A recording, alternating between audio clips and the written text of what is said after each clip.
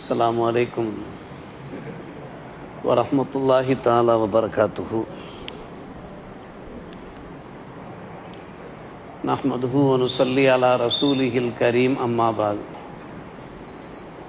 ஃபக்கத் கால அல்லாஹு தஆலா ஃபீ கலாமிஹில் கதீம் வல் ஃபுர்கானில் மஜீத். அஊது பில்லாஹி மினஷ் ஷைத்தானிர் ரஜீம். பிஸ்மில்லாஹிர் ரஹ்மானிர் ரஹீம்.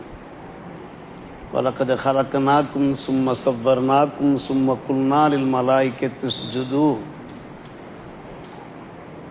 லி ஆதம் ஃபஸஜத இல்லா இப்லீஸ் வலம் யக்கும் மினஸ் சாஜிதீன். ஆமன்னா பில்லாஹ் ஸதகல்லாஹு மௌலானல் அலியுல் அதீம். அல்லாஹும்ம ஸல்லி அலா சய்யிதினா முஹம்மதின் திப்பில் குலூபி வ தவாயிஹா வ ஆஃபியத்தில் அப்தானி வ ஷிஃபாயிஹா வ நூரில் அப்சாரி வ தியாயிஹா வ அலா ஆலிஹி வ ஸஹ்பிஹி வ ஸல்லிம். மேலான பெரியோர்களே, சகோதரர்களே, அல்லாஹ்வின் நல்லடியார்களே, சிறப்பான 7ஆம் தராவீஹ் தொழுகை, அதனுடைய முதல் ரக்காத் ஹாஃபிஸா அவர்கள் ஓதினார்கள். உங்களை நாம் படைத்தோம், உங்களுக்கு அழகிய உருவங்களை தந்தோம், மலக்குமார்களை பார்த்து நாம் உரைத்தோம், நீங்கள் ஆதம் நபிக்கு சஜதா செய்யுங்கள் என்று. மலக்குமார்கள் ஃபஸஜது சஜதா செய்தார்கள் இல்லா இப்லீஸ்.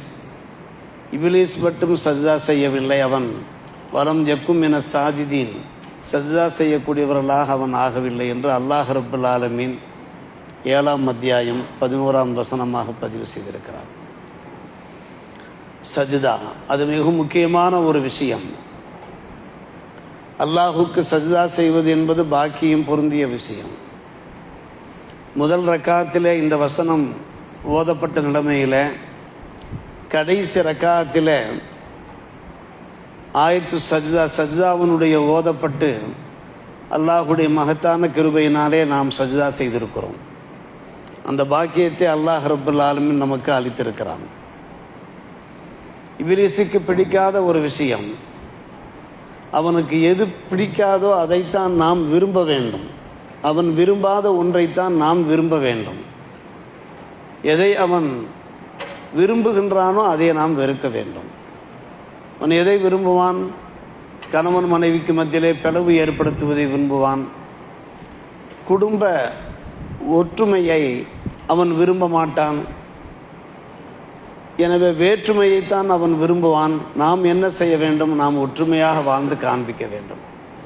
அவன் எதை விரும்புவானோ அதை நாம் விரும்பக்கூடாது. எதை வெறுப்பானோ அதை நாம் விரும்ப வேண்டும். ஐவேளை தொழுவது என்பது அவனுக்கு பிடிக்காது. நாம் சஜ்தா செய்வது என்பது அவனுக்கு சுத்தமாக பிடிக்காது. எனவே தான் ஒரு ஹதீஸில் வருகிறது, அருமை சகோதரர்களே, பெரியவர்களே, இப்லீஸ் அவன் மக்கள் சஜ்தா செய்ததை பார்த்து வெறுண்டோடுகின்றான், விலகி போகிறான். இதோ இன்றைக்கு சஜ்தாவுடைய ஆயத்து ஓதப்பட்டு நாம் சஜ்தா செய்தோம் அல்லவா? ஒரு இப்னு ஆதம் சஜ்தாவினுடைய ஆயத்தை ஓதி அவர் சஜ்தா செய்கிற போது அவன் கதறுகிறானாம், அழுகிறானாம். யா வைலத்தி, எனக்கு ஏற்பட்ட கேடே, உமிர இப்னு ஆதம் பிஸ் சுஜூத் ஃபஸஜத். இப்னு ஆதம் சஜ்தா செய்யும்படி அவன் பணிக்கப்பட்டான், உத்தரவிடப்பட்டான். ஆனால் அவன் சஜ்தா செய்கிறான். ஆனால் நானும் உத்தரவிடப்பட்டேன், நான் சஜ்தா செய்யவில்லை. அவனுக்கு சுவனம் கிடைக்கிறதே, ஃபலகுல் ஜன்னா வலியன்னார், எனக்கு நான் நரகம் அல்லவா, நான் நரகத்திற்கல்லவா செல்ல போகிறேன் என்று அவன் அழுது கொண்டே ஓடுகிறானாம். இன்றைக்கும் ஓடி இருப்பான். அன்பான பெருமக்களே, ஒவ்வொரு முறையும் சஜ்தாவினுடைய ஆயத்து ஓதப்பட்டு நாம் உடனடியாக சஜ்தா செய்கிற போது அதை அவனால் தாங்கிக் கொள்ள முடியவில்லை. நம்மை விட்டும் வெகு தூரமாக அவன் விலகி ஓடுகிறான் என்று ஹதீஸ் ஷரீஃபிலே பார்க்கிறோம். சஜ்தாவுடைய மகத்துவத்தை நாம் புரிந்து கொள்ள வேண்டும். நம்முடைய வாழ்நாளிலே நாம் அதிகம் தொழக்கூடியவர்களாக இருக்க வேண்டும், அதிகம் சிரஷ்டாங்கம் சஜ்தா செய்யக்கூடியவர்களாக இருக்க வேண்டும். இந்த இன்சான் உடம்பு, இந்த இன்சான் உடம்பிலே 7 உறுப்புகள். இந்த 7 உறுப்புகளும் சஜ்தாவின் போது அல்லாஹுக்கு பணிகின்றன. 7 உறுப்புகளும் நம்முடைய முகத்தில் இருக்கக்கூடிய நெற்றி, மூக்கு, 2 கைகள், 2 முழங்கால்கள், 2 கால்கள், எல்லாம் பதிகின்றன. உடம்பில் எந்தெந்த உறுப்புகள் முக்கியமான உறுப்புகளோ அந்த உறுப்புகள் எல்லாம் அல்லாஹ்வுடைய சமூகத்திலே கூனி குறுகியவாறு பணிகின்றன. சஜ்தா என்பது பணிவினுடைய ஒரு உச்சமாக இருக்கிறது. மரியாதையினுடைய ஒரு மிகப்பெரிய ஒரு உயர்ந்த ஸ்தானமாக இருக்கிறது. அல்லாஹுக்கு நாம் செய்கின்ற ஒரு மரியாதை. காலமெல்லாம் நாம் அல்லாஹுக்கு அதிகம் சஜ்தா செய்யக்கூடியவர்களாக வாழ வேண்டும். நாம் பலமுறை பேசியிருக்கிறேன், நம்முடைய பள்ளியிலே நிறைய பேர் சஜ்தா செய்வார்கள். வெகு நேரமாக அவர்கள் நெற்றியை நிலத்திலே வைத்து சஜ்தா செய்தவாறு இருப்பார்கள். ஆச்சரியப்பட்டு போவது உண்டு. ஆயிஷா ரலியல்லாஹு அன்ஹா அவர்கள் ஒரு முறை பெருமானார் ரசூலே கரீம் ஸல்லல்லாஹு அலைஹி வஸல்லம் அவர்களை தடவி பார்த்தார் என்று பார்க்கிறோம். நீண்ட நெடிய நேரம் பெருமானார் ரசூலே கரீம் ஸல்லல்லாஹு அலைஹி வஸல்லம் சஜ்தாவில் இருக்கிறார்கள். கொஞ்சம் கூட அசைவு தெரியவில்லை, ஹரக்கத் தெரியவில்லை. என்ன ஆனதோ ஏது ஆனதோ என்று ஆயிஷா ரலியல்லாஹு அன்ஹா அவர்கள் பதறி போய் தடவி பார்த்தார்களாம். அப்போதான் உடம்பு லேசாக அசைந்ததாக நாம் ஹதீஸ் ஷரீஃபிலே பார்க்கிறோம். சஜ்தா என்பது அருமை சகோதரர்களே மிகப்பெரிய பாக்கியம். அது தக்வாவுனுடைய ஒரு அடையாளமாக இருக்கிறது. தக்வாவுனுடைய ஒரு அடையாளமாக இருக்கிறது. எப்படி தக்வாவுனுடைய ஒரு அடையாளம் என்று நாம் பார்க்கிற போது, ஹாரூன் ரஷீத் பாதுஷா அவர் ஒரு முறை தம்முடைய வாகனத்தில் வந்து கொண்டிருக்கிறார். ஒரு யகூதி, ஒரு யூதர் அவரை பார்த்து சொல்லுகிறார். யாரை பார்த்து சொல்லுகிறார்? ஹாரூன் ரஷீத் பாஷா, அவர் ஒரு சிறந்த பாஷா. இத்தக்கில்லாக, அல்லாஹ்வை நீ பயந்து கொள் என்று சொல்லுகிறார். யாரை பார்த்து சொல்லுவது? ஒரு யகூதி ஒரு மன்னரை பார்த்து, நீதி வலுவாத ஒரு மன்னரை பார்த்து நீ இத்தக்கில்லாக. உடனே அவர் வாகனத்திலிருந்து இறங்கினார். இறங்கி சஜ்தாவில் இருந்து விட்டார். ஹர்ர சாஜிதா. சஜ்தாவிலிருந்து எழுந்த மாத்திரத்தில் அவரிடத்தில் கேட்டார், என்ன விஷயம்? அவர் தம்முடைய தேவையை சொன்னார். அவருடைய தேவை நிறைவேற்றப்பட்டது. அந்த யகூதியினுடைய தேவை நிறைவேற்றப்பட்டது. மக்களெல்லாம் கேட்டார்கள், யா அமீரல் மூமினின், ஒரு யகூதி அவன் இத்தக்கில்லா என்கிறான், அல்லாஹ்வை பயந்து கொள் என்கிறான். நீங்கள் அதற்காக நீங்கள் அவனுக்கு பணிய வேண்டுமா, நீங்கள் இறங்க வேண்டுமா என்று கேட்டபோது அவர்கள் சொன்னார்கள், குர்ஆன் ஷரீஃபிலே வருகிறது, வைதா கீரட ஹுத்தக்கில்லா அஹதத்துல் இஸ்ஸாபில் இஸ்ம் ஃபஹசுபுஹு ஜஹன்னம் பிஸல் மிஹாத் என்று வருகிறது. ஒரு முஸ்லிமை பார்த்து அல்லாஹ்வை நீ பயந்து கொள் என்று சொன்னால் உடனே அவர் அரைகுறை முஸ்லிமாக இருக்கிற காரணத்தினாலே அவருக்கு ஒரு ஆணவம் ஏற்படுகிறது. இத்தக்கில்லா என்று எப்படி சொல்ல போயிட்டு நம்மை பார்த்து அல்லாஹ்வை பயந்து கொள் என்று. எனவே அந்த ஆணவம் அவருக்கு ஏற்படுகிறது. ஆணவத்தின் காரணமாக அல்லாஹ்வுடைய அச்சம் இல்லாமல் அவர் இருக்கிற போது அவருடைய நிலை என்ன ஆகும் என்று கேட்டால், ஃபஹசுபுஹு ஜஹன்னத்துக்கு தான் செல்ல வேணும், பிஸல் மிஹாத், படுக்கையில் அது மிக மோசமான படுக்கை என்று அந்த ஆயத்து எனக்கு ஞாபகம் வந்து விட்டது. எப்போது இந்த யகூதி என்னை பார்த்து இத்தக்கில்லா என்று சொன்னாரோ அந்த ஆயத்துக்கு தக்கவாறு நான் நரகத்துக்கு சென்று விடக்கூடாது. அல்லாஹ்வை பயந்து கொள் என்ற யாருடைய வாயிலிருந்து அந்த வார்த்தை வந்தாலும் நாம் அல்லாஹ்வை பயப்பட வேண்டுமே. எனவே தான் ஃபஹர்ர சாஜிதா, சுஜூதிலே விழுந்தேன் என்று கூறுகிறார்கள். அருமை சகோதரர்களே, ஒவ்வொரு காலகட்டங்களிலையும் நமக்கு சில நேமத்துகள் கிடைக்கும், சில பாக்கியங்கள் கிடைக்கும், துன்பங்கள் அகலும், தேவைகள் நிறைவேறும்.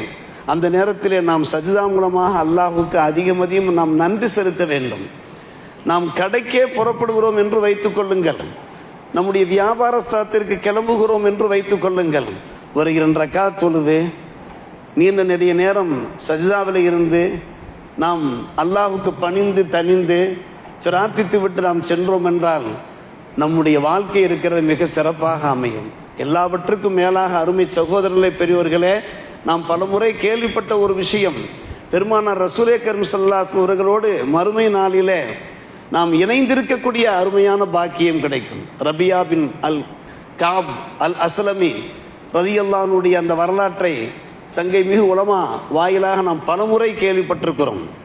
அவர் எடுத்துரைக்கிறார், குன்து அபீத்துமா ரசூலுல்லாஹி ஸல்லல்லாஹு அலைஹி வஸல்லம், நான் பெருமானாரோடு இரவு தங்கியிருந்தேன். நடுநிசி நேரம் வந்தது. பெருமானார் ரசூலே கரீம் ஸல்லல்லாஹு அலைஹி வஸல்லம் தங்களுடைய சுய தேவைகளை பூர்த்தி செய்து கொள்வதற்காக, ஒழுவெடுப்பதற்காக நான் தண்ணீரை எல்லாம் எடுத்து கொடுத்து அவர்களுக்கு ஹிதுமத்து செய்தேன், நான் பணிவிடை செய்தேன். பெருமானார் ரசூலே கரீம் ஸல்லல்லாஹு அலைஹி வஸல்லம் என்னை பார்த்தார்கள். இந்த இரவு நடுநிசி நேரத்தில் இந்த மனிதர், இந்த நண்பர் நமக்காக கண் விழித்து இந்த நேரத்திலே நமக்கு ஹிதுமத்து செய்கிறாரே என்ற ஒரு சந்தோஷம், ஒரு மகிழ்ச்சி, ஒரு முகத்திலே ஒரு பொலிவு, ஒரு ஜோதி, அந்த வெளிச்சத்தோடு என்னை பார்த்து சொல்கிறார்கள், சல், உமக்கு ஏதாவது தேவை இருந்தால் கேள், நான் அல்லாஹ்விடத்திலே அந்த வரத்தை கேட்டு தருகிறேன். உமக்கு உன்னுடைய வாழ்க்கையிலே இந்த லௌகிக வாழ்க்கையிலே உமக்கு என்ன பிரச்சனைகள் இருக்கிறது, என்ன தேவைகள் இருக்கிறது, இந்த நேரத்தில் நான் அல்லாஹ்விடத்தில் கேட்டேன் என்றால் உங்களுடைய ஹாஜத்து நிறைவேறுமே. அவர் என்ன தேவை கேட்டார்? அஸ்அலுக்க முராஃபத்க ஃபில் ஜன்னா, யா ரசூலல்லாஹ், அல்லாஹ்வின் திருத்தூதரே, நான் மறுமை நாளிலே உங்களோடு நான் இணைந்திருக்க வேண்டும். இங்கே எப்படி நான் உங்களோடு நெருக்கமாக இருக்கிறேனோ, உங்களுடைய சகவாசத்திலே, நட்பிலே, தோழமையிலே இருக்கிறேனோ, அதே போன்று சொர்க்கத்திலேயும் இருக்க வேண்டும். அவகைரதாலிக்க வேறு ஏதாவது தேவைகள் இருக்கிறதா? உவதாக்க, இதுதான் என்னுடைய தேவை யா ரசூலல்லாஹ், எனக்கு சொர்க்கம் வேண்டும். அந்த சொர்க்கத்திலே உங்களோடு இங்கே ஹிதுமத்து செய்தது போன்று அங்கேயும் உங்களோடு நான் இருக்க வேண்டும். பெருமானார் ரசூலே கரீம் ஸல்லல்லாஹு அலைஹி வஸல்லம் சொன்னார்கள், கஸ்ரத்தி சுஜூத், நீங்கள் அதிகமாக சஜ்தா செய்து எனக்கு நீங்கள் உதவி செய்யுங்கள், நான் அல்லாஹ்விடத்தில் கேட்கிறேன், அந்த வரம் கிடைக்கும் என்று சொன்னார்கள். வேறு எந்த ஒன்றையும் சொல்லவில்லை. எத்தனையோ நல்ல காரியங்கள் இருக்கிறது, நாம் நிறைவேற்ற வேண்டிய, வாழ்க்கையிலே கடைபிடிக்க வேண்டிய எத்தனையோ ஒழுக்க விழுமங்கள் இருக்கத்தான் செய்கின்றன. அதையெல்லாம் எதையும் சொல்லாமல் நீங்கள் அதிகமாக சஜ்தா செய்யுங்கள் என்று சொன்னார்கள் என்றால், இந்த சஜ்தாவிற்கு அவ்வளவு வலிமை இருக்கிறது. அருமை சகோதரர்களே, பெரியவர்களே, தக்வாவுடைய ஒரு அடையாளம், தக்வாவுடைய ஒரு அடையாளம். உமர் இப்னு கத்தாப் ரலியல்லாஹு அன்ஹு அவர்களை பார்த்து ஒரு மனிதர் சொன்னார், இத்தக்கில்லா, அல்லாஹ்வை பயந்து கொள் என்று சொன்னார். நன்கு கவனிக்க வேண்டும். அவையோரெல்லாம் கேட்டார்கள், அங்கே பாதுல் ஹாதிரின் கேட்டார்கள், நீ யாரை பார்த்து என்ன சொல்லி கொண்டிருக்கிறாய்? உமரை விட அல்லாஹ்வுடைய அச்சம் நிறைந்தவர் எவர் எவர் எவர் இருக்க முடியும்? அவரை பார்த்தே நீ இத்தக்கில்லா, அல்லாஹ்வை நீ பயந்து கொள் என்று நீ கூறுகிறாயே.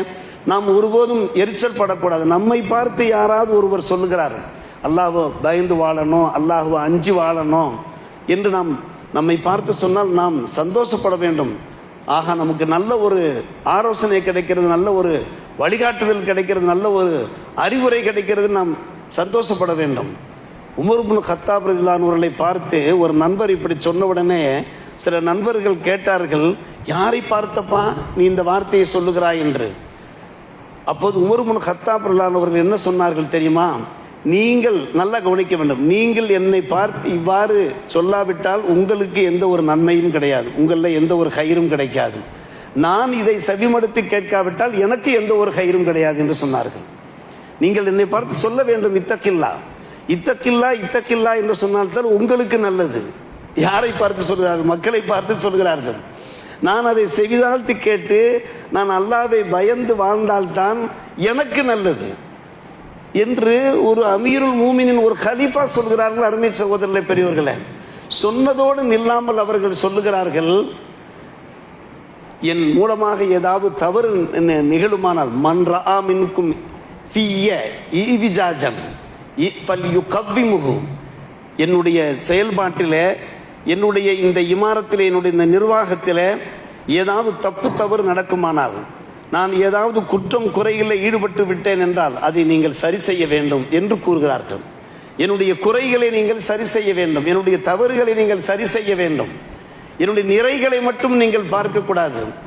என்னிடத்தில் ஏதாவது குறைகள் வெளிப்படுமானால் அந்த குறைகளையும் நீங்கள் தக்குவியும் நீங்கள் நிவர்த்திக்க வேண்டும், சரி செய்ய வேண்டும் என்று சொன்னபோது ஒரு ஆராபி எழுந்தார்.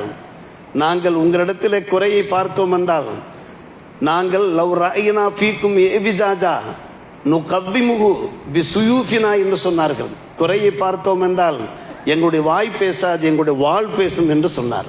ஒரு ஆராபி கூறுகிறார், எங்களுடைய வாய் பேசாது, எங்களுடைய வாள் நீங்கள் அமீருல் மூமினாக இருக்கிறீர்கள் என்பதற்காக வேண்டி நீங்கள் ஏதாவது தவறு செய்து விட்டால், ஒரு கோணல் மாணலான வாழ்க்கையில் நீங்கள் ஈடுபட்டீர்கள் என்றால் அதை நாங்கள் கண்டும் காணாமல் இருப்போம் என்று நீங்கள் நினைக்க வேண்டாம். ஒரு அமீருல் மூமினை பார்த்து பேசுகிறார்கள், எங்களுடைய வாய் பேசாது, எங்களுடைய வாள் பேசும் என்று சொன்னபோது அந்த பேச்சை பாருங்கள், உரையாடலை பாருங்கள். அப்போது உமர் இப்னு கத்தாப் ரலியல்லாஹு அன்ஹு அதுக்கு என்ன பதில் சொல்கிறார்கள்? அல்ஹம்துலில்லாஹில்லதி அல்ஹம்துலில்லாஹில்லதி ஜஅல ஃபீ உம்மத்தி முஹம்மதின் ஸல்லல்லாஹு அலைஹி வஸல்லம் மையு கவ்விமு உமர. அந்த அல்லாஹ்வுக்கே எல்லா புகழும். இந்த உம்மத்திலே அல்லாஹ் இப்படி சில பேரை நியமனம் செய்திருக்கிறானே, உமர் தவறு செய்துவிட்டால் அந்த உமரை சரி செய்வதற்கு, அந்த உமரை சீர்திருத்துவதற்கு, உமரை நல்வழிப்படுத்துவதற்கு என்று ஒரு சில பேரை அல்லாஹ் நியமனம் செய்திருக்கிறானே, அந்த அல்லாஹுக்கே எல்லா போலும் என்று சொல்கிறார். அருமை சகோதரர்களை பெருமைகளை, இதெல்லாம் தக்குவாவுடைய ஒரு அடையாளம். சுஜூது என்பதும் கூட தக்குவாவுடைய அடையாளம். எந்த அளவுக்கு நாம் வணக்க வழிபாடுகளில் நாம் ஈடுபடுகிறோமோ கண்டிப்பாக தக்குவா ஏற்படும். எனவே தான் இயன்ற மட்டும் நாம் பெருமானார் ரசூலே கரீம் ஸல்லல்லாஹு அலைஹி வஸல்லம் அவர்களை பார்த்து அல்லாஹ் பேசுகிறான், ஃபஸப்பி பிஹம்திக வகும் மினஸ் சாஜிதீன் என்கிறான். நீங்கள் அல்லாஹ்வை அதிகம் தஸ்பீஹ் செய்யுங்கள், நீங்கள் சஜ்தா செய்யக்கூடியவர்கள். வல்லதீன யபீதூன லிரப்பிஹிம் சுஜ்ஜதன் வ கியாமா. இபாதுர் ரஹ்மான், ரஹ்மானுடைய அடியார்களை பற்றி அல்லாஹ் நமக்கு விளம்பரம் எடுத்துரைக்கின்ற போது, அவர்களை பற்றிய அடையாளங்களை எடுத்துரைக்கிற போது, அவர்கள் இரவு நேரம் பகல் நேரம் என்று பார்க்காமல் எந்நேரமும் அவர்கள் சஜ்தாவிலே கடப்பார்கள். வல்லதின யபீதூன லிரப்பிஹிம் சுஜ்ஜதன் வ கியாமா. எனவே எந்த அளவுக்கு நாம் சஜ்தா செய்ய முடியுமோ, அபூ தர்தா ரலியல்லாஹு அன்ஹு அவர்கள் கூறுவார்கள், 3 விஷயங்கள் மட்டும் இல்லாவிட்டால் இந்த உலகத்தில் வாழவே எனக்கு பிடிக்கவில்லை. அந்த முதலாவது விஷயம் என்ன? சரியான கோடை காலத்திலேயும் கூட அல்லாமல் நான் நோன்பு நோற்பது. இரண்டாவது விஷயம் என்ன? கஸ்ரத்து சுஜூதி ஃபில் லைல், இரவு நேரத்திலே நான் என்ன செய்வது? அதிகமாக சஜ்தா செய்வது. மூன்றாம் விஷயம் என்ன? முஜாரசத்து கௌமின் சாலிஹின, நல்லோர்களை பார்த்தால் அந்த நல்லோர்களோடு நெருங்கி அவர்கள் என்ன நல்ல விஷயங்கள் சொல்லுகிறார்கள், நல்ல யோசனைகள் சொல்கிறார்கள், வழிகாட்டுதல்கள் சொல்லுகிறார்கள் என்பதை கவனிப்பது. இந்த 3 பாக்கியங்கள் மட்டும் இல்லாவிட்டால் இந்த உலகத்தில் வாழ்வதிலேயே ஒரு புண்ணியம் இல்லை என்று அபூ தர்தா ரலியல்லாஹு அன்ஹு அவர்கள் கூறுகிறார்கள் என்றால், அன்பு சகோதரர்களை பெரியவர்களே, இன்றைக்கு சஜ்தாவுடைய மகத்துவத்தை புரிய வைக்கின்ற பல்வேறுபட்ட வசனங்களை ஹாஃபிஸ் அவர்கள் ஓதி காண்பிக்கிறார்கள். வாழ்நாளெல்லாம் நாம் மட்டுமல்ல, நம்முடைய குடும்பத்தினர், உற்றார் சுற்றார் தொழ வேண்டும், அதிகமாக சஜ்தா செய்ய வேண்டும், அதன் மூலமாக ஏக இறைவனை நெருங்க வேண்டும். குறிப்பாக இந்த புனித ரமதானிலே 20 ரக்காத் தொழுகிறோம், கியாமுல் லைலில் நாம் ஈடுபட போகிறோம், ஐவேளை தொழுகிறோம், இஷராக்கு தொழுகிறோம், லுஹா தொழுகிறோம். இது போன்ற வணக்கங்களை எத்தனை சஜ்தாக்கள் இருக்கிறது. நிச்சயமாக அல்லாஹ்வுடைய திருப்பொருத்தம் நமக்கு கிடைக்கும். நாம் நம்புவோம். வல்ல ரஹ்மான் நல்லோர் புரிவான். வாஹிர் தாவான் அல்ஹம்துலில்லாஹி ரப்பில் ஆலமீன். அஸ்ஸலாமு அலைக்கும் வரஹ்மத்துல்லாஹி வபரகாத்துஹு.